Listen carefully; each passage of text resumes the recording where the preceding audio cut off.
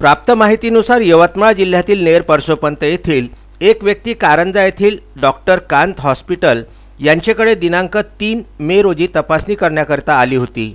त्यामुळे त्या व्यक्तीची शहरातील एका पॅथॉलॉजी लॅबमध्ये रक्ताची तपासणी झाली आणि नंतर एका एक्स-रे लॅबमध्ये एक्स-रे काढण्यात आला।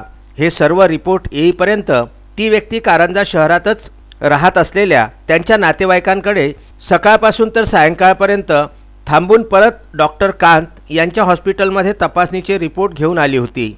आलेले सर्व रिपोर्ट्स डॉक्टर अजय कांत यांना संशयित वाटल्यामुळे त्यांनी समय सूचकता त्या व्यक्तीला पुढील उपचारासाठी जिल्ह्याच्या ठिकाणी जाण्यासाठी सांगितले व त्या व्यक्तीच्या सांगण्यावरून डॉक्टर अजय कांत यांनी यवतमाळ येथील रुग्णालयाला पत्र देऊन त्या व्यक्तीला ताबडतोब यवतमाळ येथे पाठविले।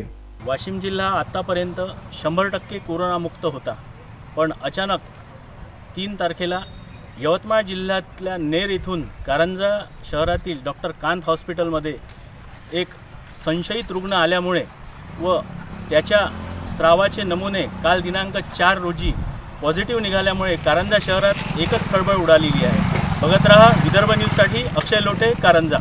दिनांक 6 मे रोजी त्या व्यक्तीचे थ्रोट स्वॅब घेतले असता ती व्यक्ती कोरोना पॉझिटिव्ह आल्याने संपूर्ण कारंजा शहरामध्ये एकच खळबळ उडालेली आहे।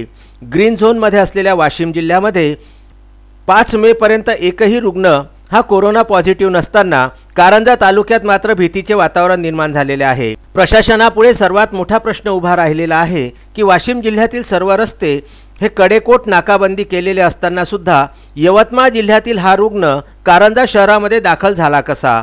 ही चर्चा प्रशासनासोबतच जनमानसामध्ये सुद्धा चालू आहे।